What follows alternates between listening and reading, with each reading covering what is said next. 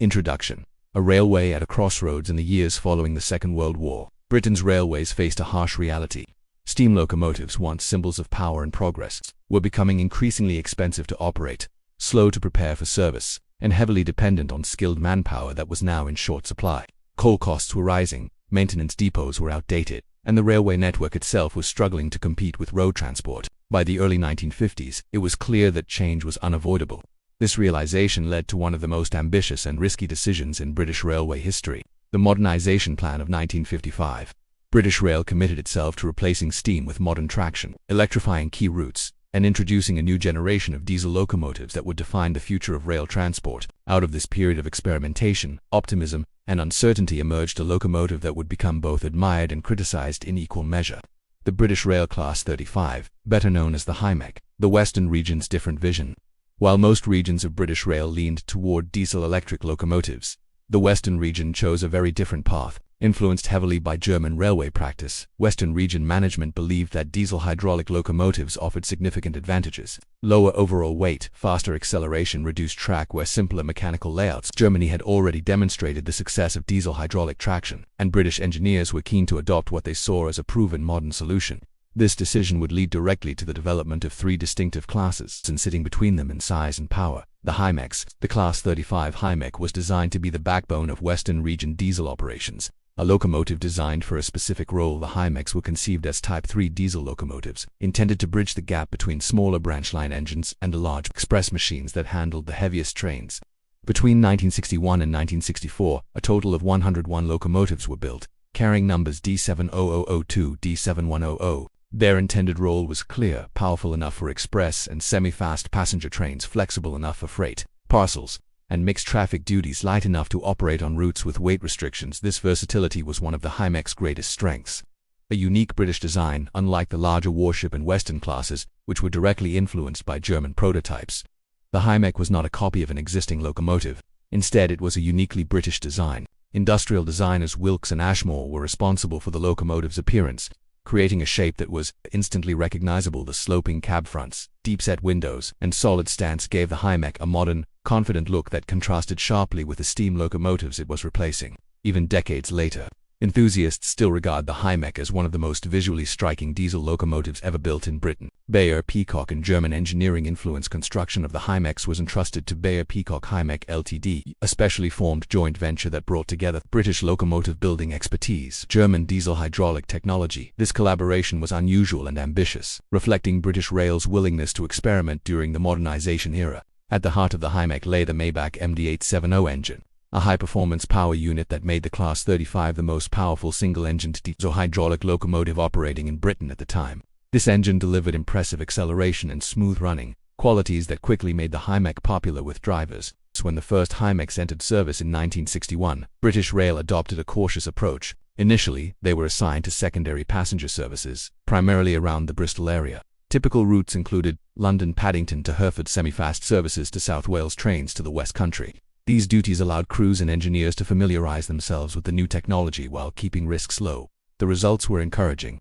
Hymeks proved reliable in daily service, quicker to prepare than steam locomotives. Crews appreciated their responsive controls and relatively comfortable cabs, while maintenance staff found them straightforward to work on, at least in the early years. Rising confidence and heavier duties. As confidence in the Class 35 grew, British Rail began assigning them more demanding work.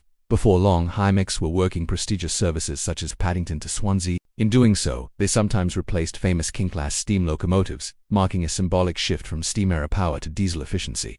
However, there was a problem. Many of these trains were heavier than the Hymeks had been designed to handle. While the locomotives could perform the work, they were often operating close to their limits. This led to increased mechanical strain and highlighted the compromises inherent in their design. True mixed-traffic locomotives. Despite these challenges, the Hymeks excelled as mixed-traffic locomotives. They could be found working an astonishing variety of trains, including pickup goods, services, parcels and mail trains, express freight, ballast and engineering trains, interregional passenger services. Their operational range was equally impressive. Hymeks were a common sight at London Paddington, across Bristol and South Wales and Worcester, and Hereford around Birmingham throughout the west of England. For a relatively small class, they played a major role in keeping the Western region running smoothly. The problem of standardization. By the mid-1960s, British Rail's priorities were changing once again. The early enthusiasm for experimentation began to fade, replaced by a growing desire for standardization. Diesel-electric locomotives, particularly the powerful Type 4 classes, were proving easier to integrate into a national maintenance system. They were more flexible, capable of hauling heavier trains, and better suited to long-term operational planning. In comparison, the diesel hydraulic fleet was becoming increasingly isolated. The Hymeks, despite their strengths, were now part of a non-standard technology group, limited almost entirely to the Western region. Gradual decline from top-link duties as more powerful locomotives entered service. The Hymeks were gradually displaced from their most prestigious duties. They were pushed back onto lighter passenger services, secondary freight work, while still useful. Their role was diminishing. The very qualities that had once made them attractive, lightweight and compact size, now counted against them in a railway environment increasingly focused on power, uniformity, and long-term cost efficiency. By the late 1960s, opinions on the Hymek were sharply divided. Their reliability, their versatility, their popularity with crews, their limited power compared to newer locomotives, the complications of maintaining diesel hydraulic technology, their incompatibility with national standardization plans. These opposing views would shape the Hymeks' reputation for decades to come. The limits of the Hymeks reached despite their widespread use across the Western region. The Hymeks had their geographical limits. While they worked extensively throughout South Wales, the Midlands, and the west of England, they were rarely seen west of Plymouth. This was not due to lack of capability, but rather operational planning and route availability. Beyond Plymouth, traffic patterns and locomotive allocations increasingly favored other traction types. As a result, the Hymek became closely associated with the core Western region network, reinforcing its identity as a regional specialist rather than a truly national locomotive. The Licky Incline, a true test of the Hymek. One of the most remarkable and technically fascinating chapters in the Hymek story unfolded far from the Western region's heartland on the Licky Incline. The Licky Incline, stretching between Bramsgrove and Blackwell, is one of the steepest sustained mainline gradients in Britain, with a ruling gradient of 1 in 37. For decades, it had challenged steam and diesel locomotives alike. Here Hymeks were used as banking locomotives, pushing heavy freight trains uphill to assist the main engine. It was an unusual role for a locomotive designed primarily for mixed traffic duties, and it exposed an unexpected weakness: a flaw in the hydraulic transmission at the precise speed required for banking duties. The Hymeks hydraulic transmission revealed a serious flaw. Instead of settling into a stable gear, the locomotive would hunt repeatedly between first and second gear. This constant gear changing caused excessive mechanical wear, rising transmission temperatures, increased risk of failure left unresolved. This issue could have rendered the Hymeks unsuitable for banking work on the incline. But railway crews are nothing if not resourceful.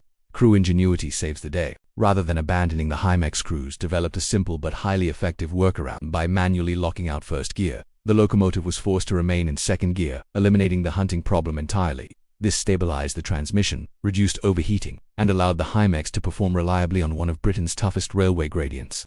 On the heaviest trains, the sight was unforgettable. 2, sometimes 3 Hymeks working together, engines roaring, exhaust haze hanging in the air, freight trains grinding uphill at walking pace. It was raw, dramatic railway operation, and it demonstrated both the limitations and the adaptability of the Class 35. Appearance and livery: among the smartest diesels visually, the Hymeks were widely regarded as some of the smartest diesel locomotives of their era. Early members of the class emerged in dark Brunswick green, accented by a lime green waist stripe, ivory-painted window surrounds, grey roofs. This livery gave the Hymek a refined, almost continental appearance, perfectly suited to the Western region's prestige roots. As safety requirements evolved, yellow warning panels were added to the cab fronts. Later still, the introduction of British Rail's corporate identity schemes saw the Hymeks repainted into BR Rail blue initially. This featured small yellow warning panels. Eventually, it evolved into full yellow ends. Each livery phase marked a step in British Rail's broader visual transformation, and the Hymek carried them all with distinction. Accidents and incidents: like many locomotives that worked hard and fast, the Hymeks were not immune to accidents. The most serious incident occurred in December 1971, when D7013 was involved in a collision at Portsmouth and Southsea. The crash resulted in injuries to both passengers and railway staff. D7013 was badly damaged, and although the locomotive was recovered, the extent of the damage, combined with the Class S uncertain future, meant it was withdrawn shortly afterwards. The accident served as a stark reminder that even well-liked and capable machines were not guaranteed survival in an era of rapid change.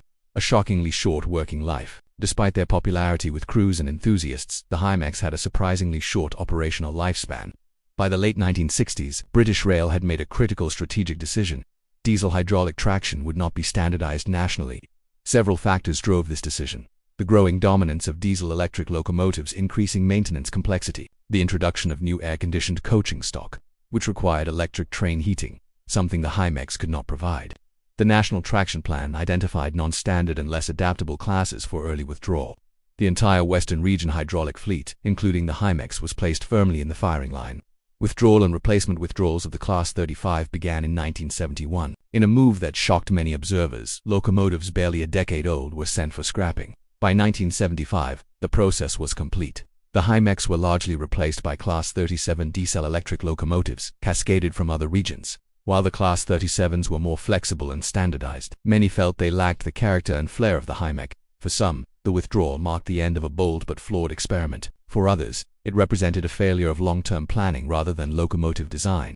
Survival against the odds preservation. Thankfully, the Hymek story did not end entirely in scrapyards. Against the odds, 4 Class 35 locomotives were preserved, saved by enthusiasts who recognized their historical importance. Today, preserved Hymeks can be found, operating or under restoration on the West Somerset Railway, the Severn Valley Railway, the East Lancashire Railway. Their survival ensures that future generations can experience the sound, sight, and presence of one of Britain's most distinctive diesel classes. The Hymek in popular culture. The Hymek even crossed from reality into fiction. In the Railway series by the Reverend W. Awdry, a Class 35 appears as D7101, later named Bear.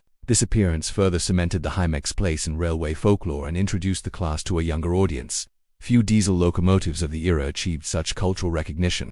Final reflection, a divided legacy. The Class 35 Hymek remains one of the most debated locomotives in British railway history.